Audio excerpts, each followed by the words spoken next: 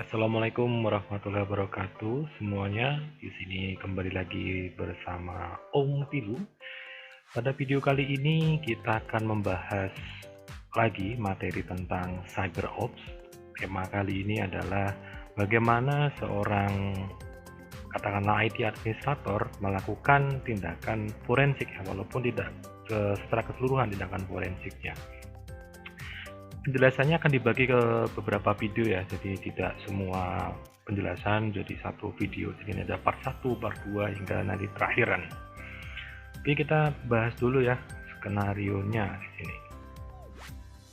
Nah, ini dia di lab berjudul Isolate Compromised Host Using 5 Tuple. Di sini objektifnya atau tujuannya adalah kita akan melakukan review terhadap log.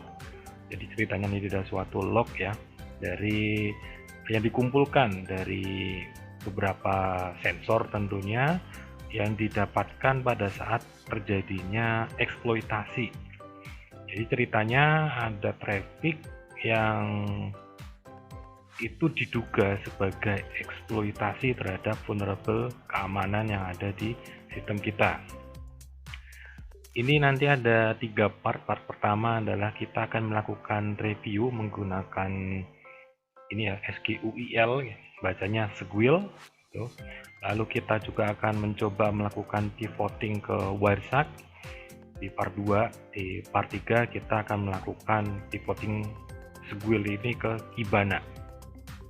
Apa itu Wireshark, apa itu Kibana, nanti dijelaskan di video yang berikutnya ya, sekaligus menjelaskan di part berikutnya. Ini skenario-nya ya, jadi ceritanya dalam bidang IT security itu ada yang namanya 5 tuple ya. Untuk IT administrator ini wajib tahu 5 tuple itu apa di sini. 5 tuple ini mengidentifikasi IP dan port sumber ya. Jadi ceritanya kalau ada traffic, ada pengiriman data atau lalu lintas data, tentu ada yang namanya pengirim. Pengirim ini biasanya diidentifikasi dengan IP beserta portnya, berarti sudah 2 tuple. Kalau ada pengirim berarti ada penerima, berarti IP penerima dan port penerima, berarti sudah 4 tuple. Tuple 5-nya Pak, yaitu datanya. Jadi ya yang dikirimkan apa. Nah, kita akan mencoba melihat itu di sini. Jadi 5 tuple itu kita gunakan untuk menganalisis sebenarnya apa yang terjadi. Di sini kalau Om Pilu boleh berpendapat juga ya. Jadi di sini mungkin juga kita bisa menggunakan istilahnya mungkin apa ya, 5W1H atau 4W1H ya. Prinsipnya adalah apa yang terjadi, kapan terjadinya, di mana terjadinya, mengapa terjadi, lalu siapa yang melakukan, benar-benar 5W ya. Siapa yang melakukan, dan terakhir adalah H, itu how atau bagaimana melakukannya. Nah, kita akan bahas itu nanti skenario-nya. Apa aja yang dibutuhkan di sini? Oke, di sini kita membutuhkan suatu VM, virtual machine. Kita udah disediakan sama Cisco NetAcad ya di sini, yaitu Security Onion. Security Onion ini pada dasarnya kalau saya melihat ya mirip seperti Ubuntu ya.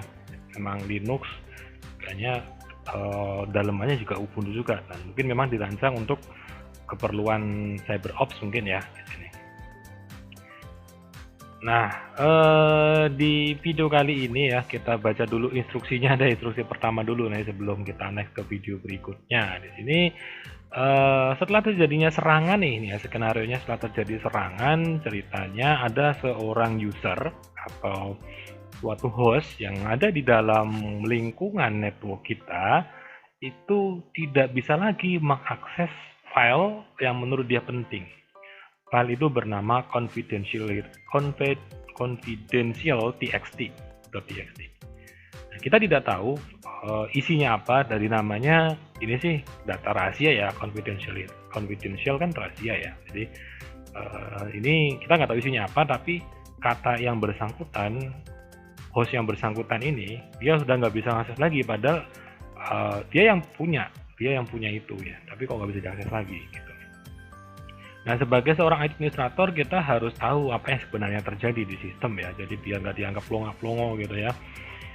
Kita harus tahu apa yang terjadi ya. Di sini kita akan melakukan review terhadap logs jaringan mungkin pas terkejadian kita lagi nggak ada di tempat, tapi sistem sensor dan lain sebagainya selalu on time, selalu selalu on untuk melihat apa yang terjadi. Nah, tugas kita adalah kita akan bukan kita akan menganalisis log yang ada untuk melihat apa yang sebenarnya terjadi di sini. Di sini ini ada warning di lab ini, if this was production network, it recommend that analysts and root user change their password and comply with current security policy. Ini kalau dalam hal ini sih kita nggak perlu sih. Kenapa nggak perlu? Karena saya menjalankan security onion ini di virtual machine, jadi nggak masalah dia di belakang, atau apalagi dia modenya saya bikin NAT ya, jadi dia berada di belakang host. Oke, mungkin di video pertama ini singkat aja gitu aja, kita sambung lagi ke video berikutnya di part 2. Oke, sampai di sini saja. Wassalamualaikum warahmatullahi wabarakatuh. Bye bye.